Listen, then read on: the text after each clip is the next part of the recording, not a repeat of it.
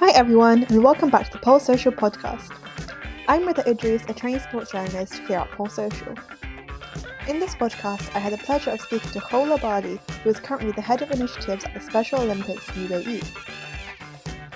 We spoke about her background in getting into sports and how she got to where she is now, the organisation Goals UAE, with the mission of demystifying engagement with autistic individuals and how this led to her role at the Special Olympics UAE, and overall, just how the world of sports has the power to make an impactful difference in the lives of all.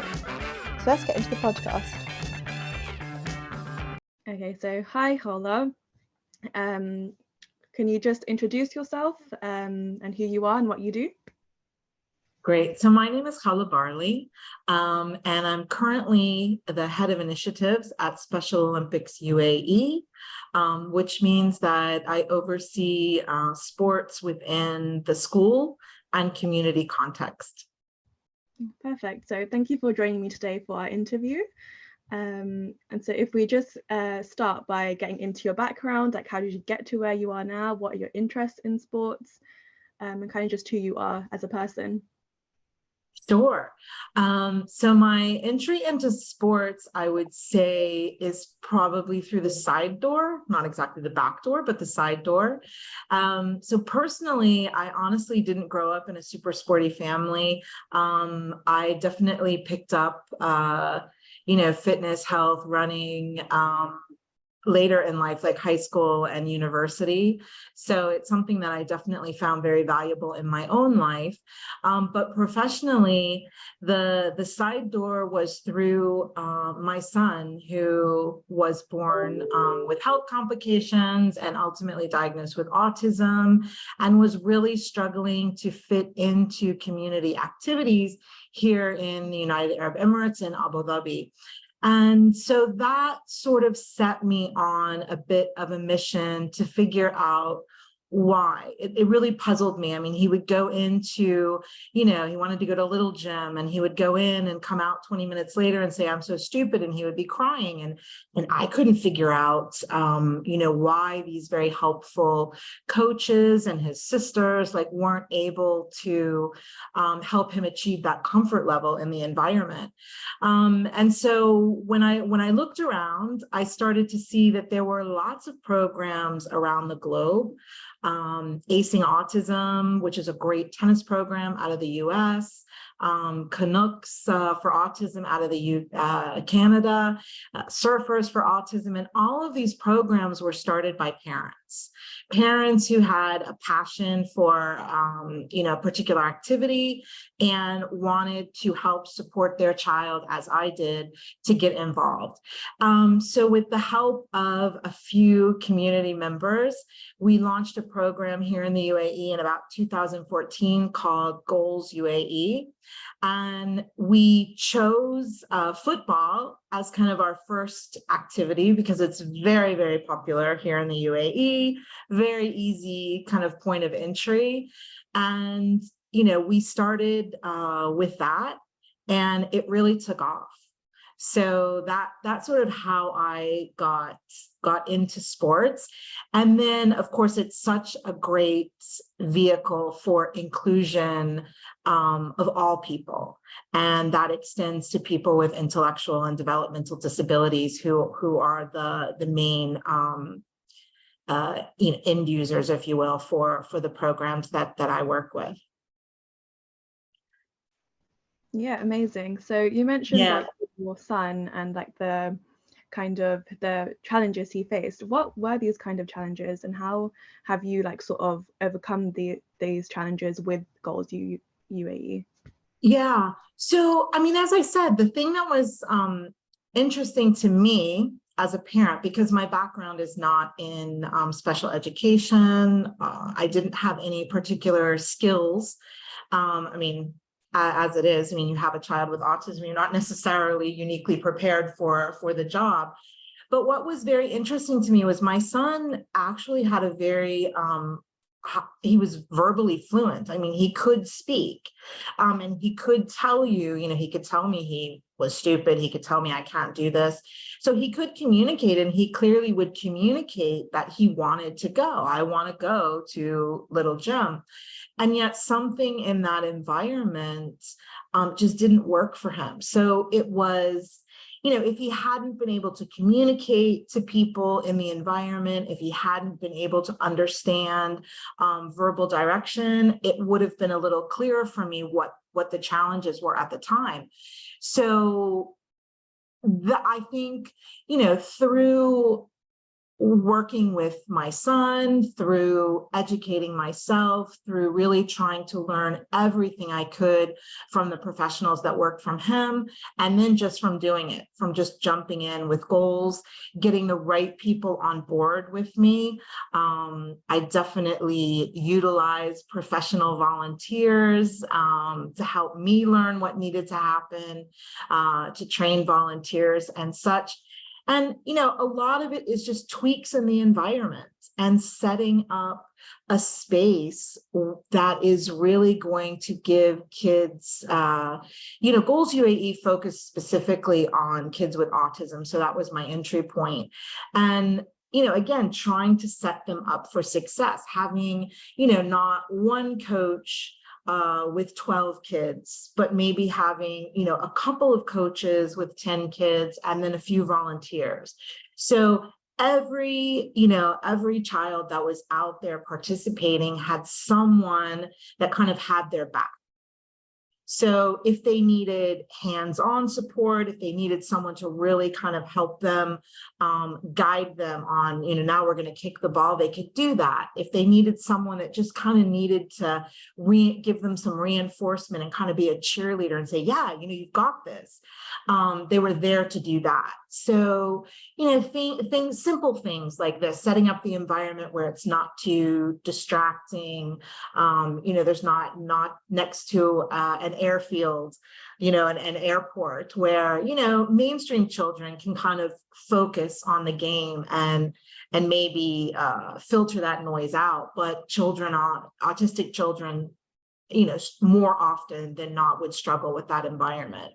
So I think for Abdullah and all of the kids that joined Goals, it was about providing opportunities and safe spaces where they had the support that they needed, but also an environment where the people involved, the coaches and the volunteers supporting, were asking questions and saying, how can I help your child? And we're really focused on, okay, observation. All right, I see that, this athlete's like covering their ears every time, someone cheers. All right, maybe some headphones will help.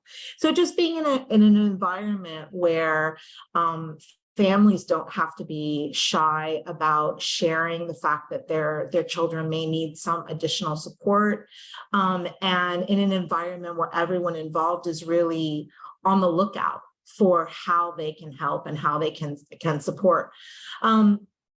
And the idea behind Goals was really, everyone, because we started with football, everyone always assumed that Goals was like for a football goal.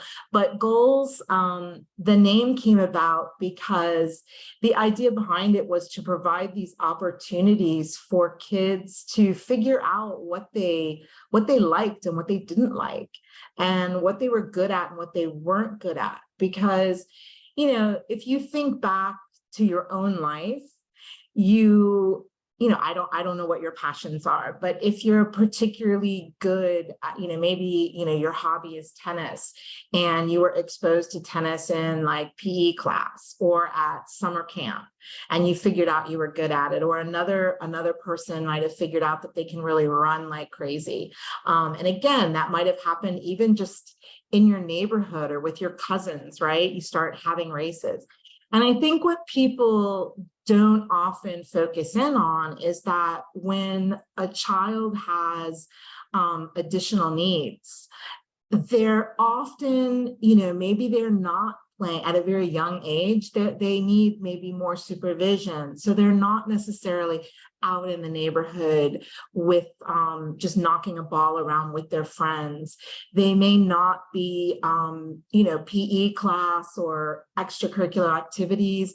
They may be using that time for additional therapy or, school readiness, reading, math, blah, blah, blah.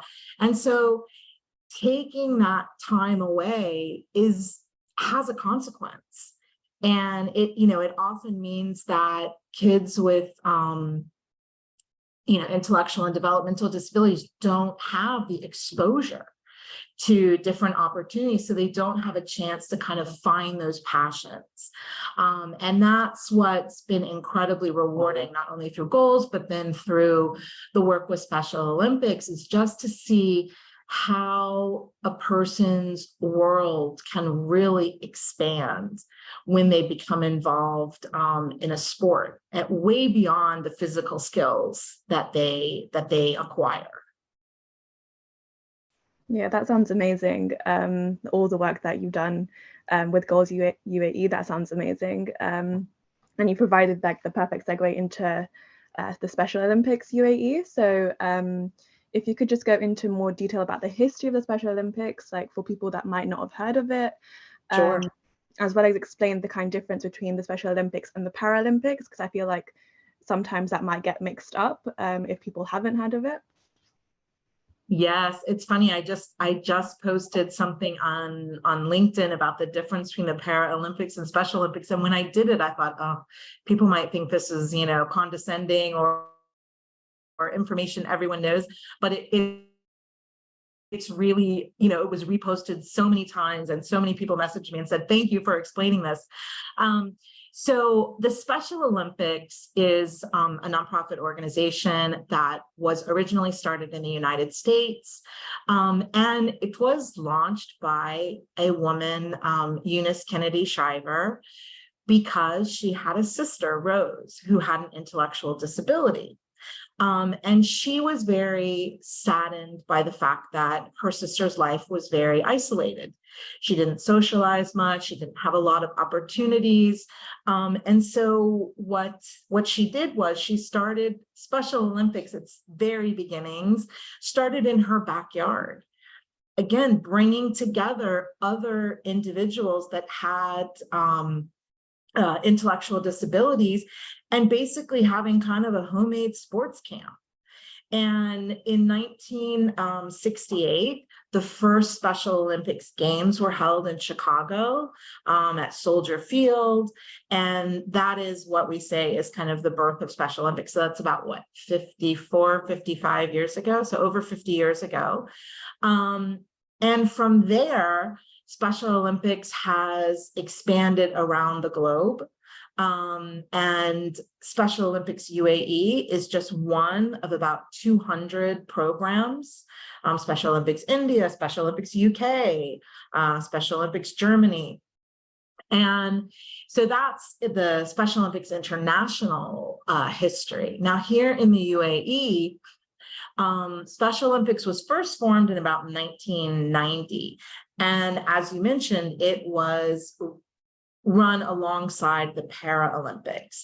And so the Special Olympics focuses on individuals with intellectual and developmental disabilities. Not necessarily, some of those individuals may have a physical impairment as well. Some of our athletes have cognitive impairments and also hearing impairments, or vision impairments, or movement challenges, but predominantly their challenge is an intellectual, whereas the Paralympics are strictly physical. So the Paralympics has I'm not an expert on Paralympics, but they have an incredibly technical breakdown of divisioning so that everyone is very equal. Because again, if you have a prosthetic limb, you may actually be able to run faster. So everyone is categorized very, very specifically. And the individuals in the Paralympics do not have any type of cognitive impairment. So in other words, the Paralympics also runs alongside and parallel to the Olympic Games. So that's the general difference there.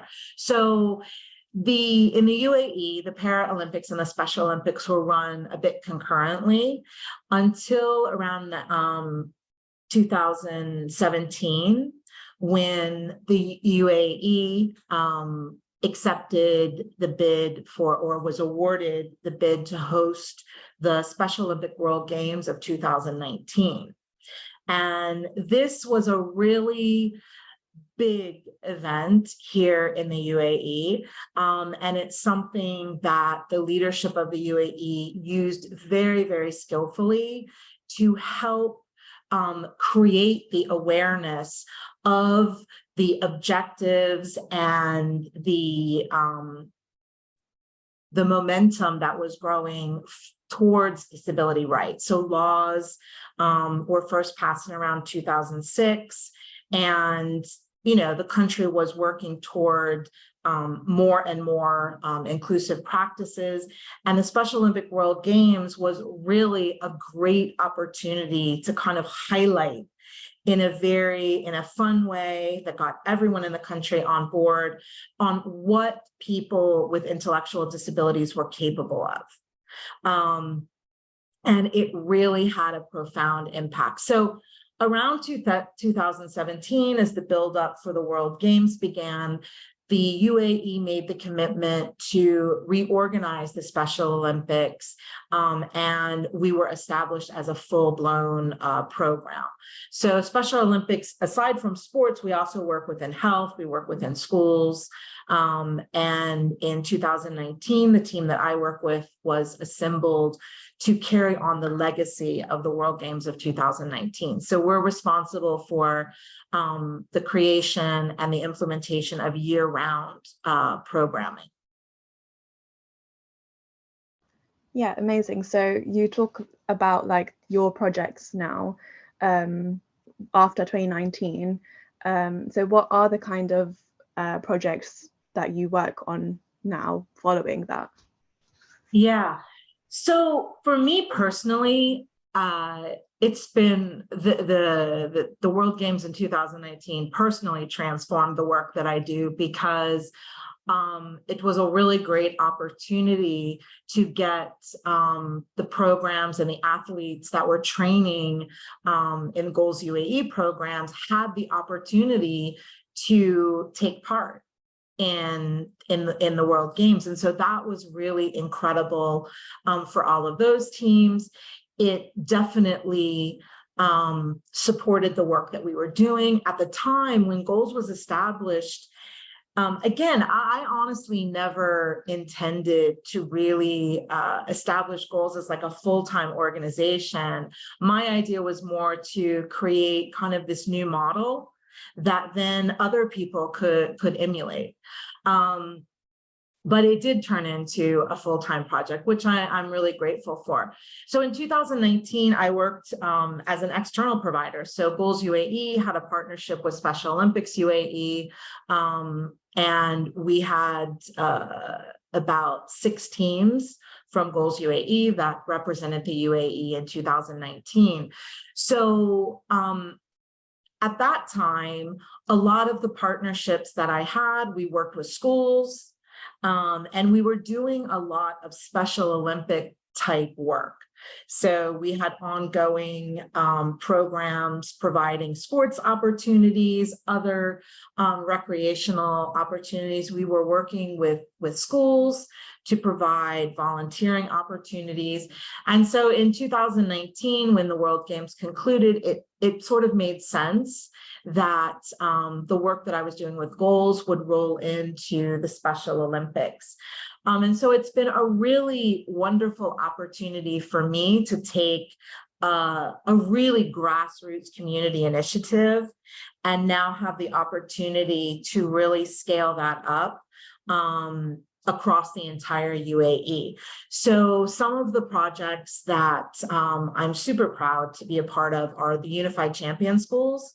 So we work with currently almost 500 schools, public and private, across the UAE in the implementation of what Special Olympics terms as unified activities. And so unified teams mean bringing together in about equal numbers in students with and without intellectual disabilities. So, if you have a team of 8 or 10, then about 5 will have intellectual disabilities, and 5 will be typically developing students. And again, this isn't a volunteer opportunity. No one is teaching another. They're coming together as teammates. And what this does is really create very unique opportunities for kids to get to know each other and to really focus on what everybody's strengths are.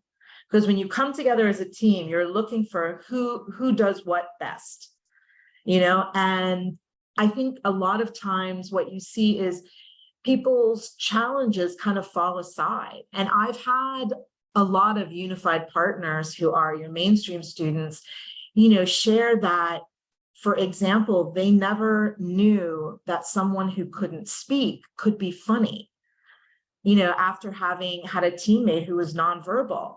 And, they just never thought that this was possible.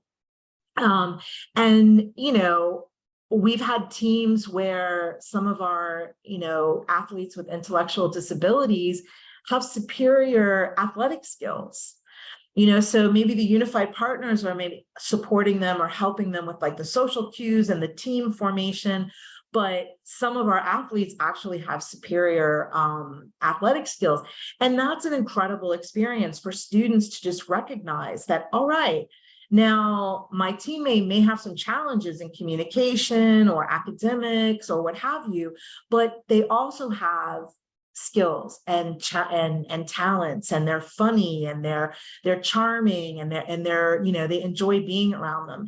So these environments are incredibly important in creating inclusive communities. Because basically you put kids together, you provide them with opportunities to, play golf together or play tennis together or play football together, and the rest kind of happens naturally. And, when you work with children, I mean, we work with elementary schools, even kindergartens. And so when you're working with children this young, they just grow. If they're growing up in an inclusive environment, then the work is kind of done. When they are out in the workplace, they're naturally going to be more inclined or less fearful of hiring a person with a disability, because they've grown up in an environment where they've learned about the talents that different people have, and they learn how to tap into different talents. So the Unified Champion School is an incredibly important component to what we do. We have thousands of students that are playing sports together every year. And unified sports is sort of at the core of the Unified Champion School program.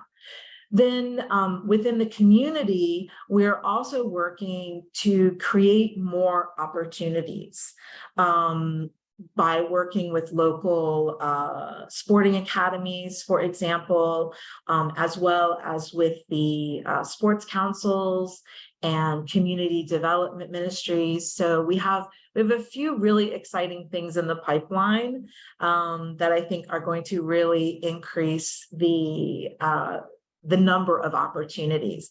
We have one program that has been very, very successful, and I think really illustrates at the core what we're after, and myself, what I want to see more change of. We launched in 2020 a program called Learn to Cycle.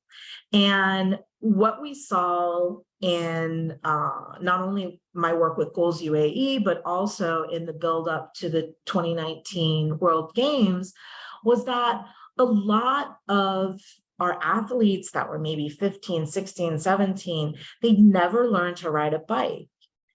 And, if you think back, I mean, riding a bike is in most areas, I mean, maybe not in very urban areas, but certainly in suburban and more rural areas, riding a bike is kind of a rite of passage as a child, right? And it's that first first opportunity for freedom, because you learn to ride your bike, and then you can ride your bike with your siblings or your cousins, to your friend's house or to a shop if you have a shop down the street.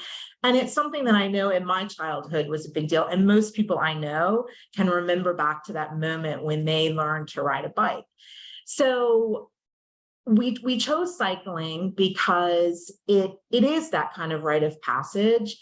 And it's a really wonderful combination of being an individual sport. So you don't, you're not reliant on reading social cues and interacting with others, which is challenging for a lot of our athletes. But it also really brings families together. And during my work with Goals UAE, one of the projects that we had was a triathlon training program. And one of the families that participated, two of the sons were on the autism spectrum, and they were athletes. And the mother shared with us that she had really struggled to teach them to ride a bike. And so none of her kids knew how to ride bikes. And after, the two boys had learned to ride the bike through Goals UAE training, it inspired her to teach her younger children to ride a bike, and the whole family started riding. And the mom ended up, I think she lost like 100 pounds, which is, I think, more than 40 kg. So it really was something that transformed the family. And those types of stories really inspired us to develop this, the Learn to Cycle program, which allowed individuals of any age. So when we launched in 2020, we had kids that were, 5, 6, 7 years old. And we had people who were 17, 18, 25, 35 who'd never ridden a bike. And, the first phase was just to help everyone gain that independence. And then athletes were free to, once they were an independent cycler, we could say our goodbyes, good luck, and they were able to just enjoy that in their lives. Other athletes that wanted to learn more had the opportunity to go into intermediate and even competitive training. And so that program is, we're able to luckily offer that free of charge to the community. And we were really proud of one of our athletes that started in 2020. She was a swimmer. She had swum and she loves swimming. She did not want much to do with bikes. She did not want anything to do with the helmet. And it took quite a lot of convincing and, exposure for her to accept wearing a helmet and sitting on a bike. So lots of encouragement from her friends, from the other athletes. And this athlete, Noor, she recently competed in the Special Olympics World Games in Berlin. So she traveled from the UAE, representing the UAE in a cycling competition. So, I mean, that's what we want to see more of. Not only, the impact in the community and seeing people out on the weekends in bikes, but if they want to be able to continue to master that skill and have amazing opportunities like traveling to Berlin and competing in cycling. So I think that, the Learn to Cycle program has really taught us what's possible in the community. And we're very much hoping to expand these types of opportunities. Yeah, that sounds amazing. Both those, the school side of it, but also the Learn to Cycle program, that sounds amazing, and kind of getting people involved in ways that like you wouldn't think they would be, or they wouldn't think they would be.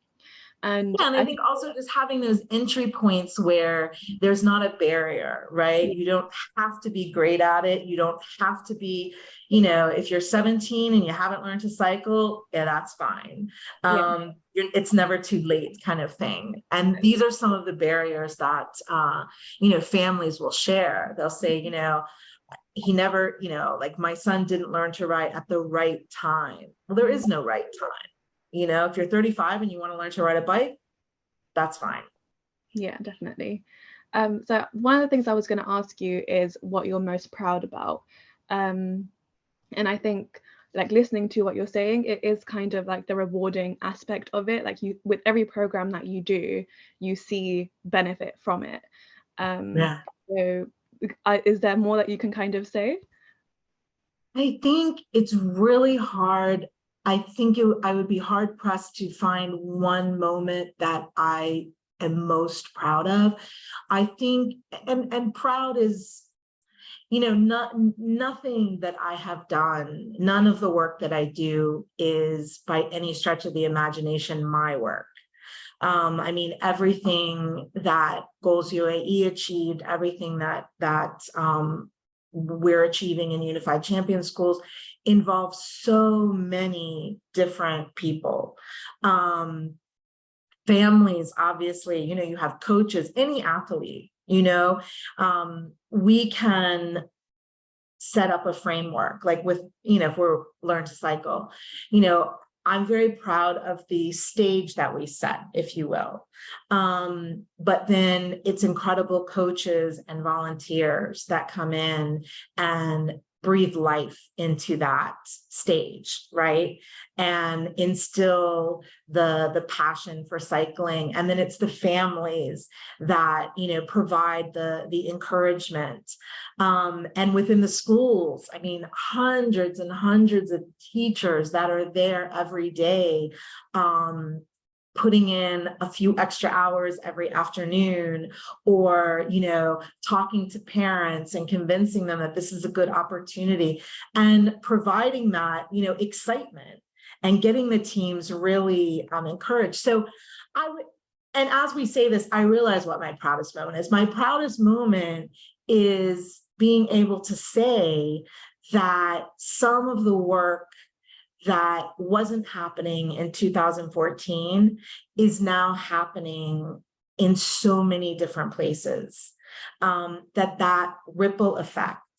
And I think that's something that's important for everyone to realize, no matter whether you're working in sports or wherever you're working, is that, very small steps can really cause that ripple effect. So I think that's probably what makes me most proud, is that perhaps a few pebbles that I dropped in the water had enough of a ripple effect, and other people have really championed them and continue that work. So that would probably be the most, the proudest moment, is just seeing how many pockets, how many schools, how many programs are running in schools, and how many coaches are getting on board and spending extra time,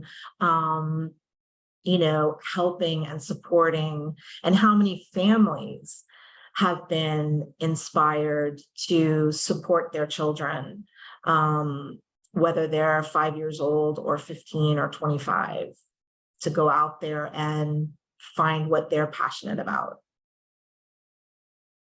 Yeah, definitely. I think the work that you do is really inspiring, and I think to anyone that's listening, just to get involved and volunteer in initiatives like this near you, I think is a really important message as well, because it is that sort of ripple effect. Like, there's just you going to volunteer is big enough. Like there needs to be that for there to be a big change as well. Absolutely. Yeah. So just to kind of end off, I want to ask you to say, anyone who's listening, people with intellectual disabilities or their carers, what would you say to them to motivate them, to encourage them to get involved in sports? Oh, well, I would say, I think anybody, sports, you can't open up the internet or a newspaper or a magazine and not find some article or mention of the benefits of sports. Physically, you're emotionally, cognitively, you think better, you feel better, emotionally, socially. It helps all of us, and those benefits are not lost on people with intellectual disabilities. They receive the same benefits. And in many cases, again, like we talked about in the beginning, some people with, a lot of people with intellectual disabilities, their worlds can be a bit more narrow. because, perhaps they need support to venture out and to try new things. And so taking the time to support your child or your friend or your loved one who has an intellectual disability, giving them the time and the space and the encouragement to feel comfortable in a new environment. So in other words, not being put off, because I've seen so many athletes who have come out for sports and hated it the first day. Like they're like, get me out of here. And by the 5th or 6th week, they are the ones that are like, hello, football's at 5 o'clock, let's get in the car. And they love it. So, it may take your loved one a little bit of time to adjust, but find the right environment, provide the right encouragement, get involved, let them know that, you support them, but just expose them and find out where their passions are and support them where you see their talents and their passions arising. Yeah, definitely. So that's all the questions that I have. It was amazing to talk to you and like kind of get into your head and see the kind of things that you do. And it was really inspiring actually to hear about all of the work you do. Is there anything else you'd like to say? Oh, no, I mean, I'd like to really thank you for just opening up the conversation. I hope that, something that I said could inspire someone to go out. And I think one thing I would love to express is that what I hear over and over again from many, many people over many, many years is a real hesitation to get involved. So many people feel that they need to be a professional, or they need to be, or they need to have an organization behind them. And I think that quite honestly, if you have, or you work with people with intellectual disabilities, or someone, even the act of saying, hey, do you want to go kick the ball around? Or, have you ever learned how to ride a bike? Like if you can do something, you can share that knowledge with someone else.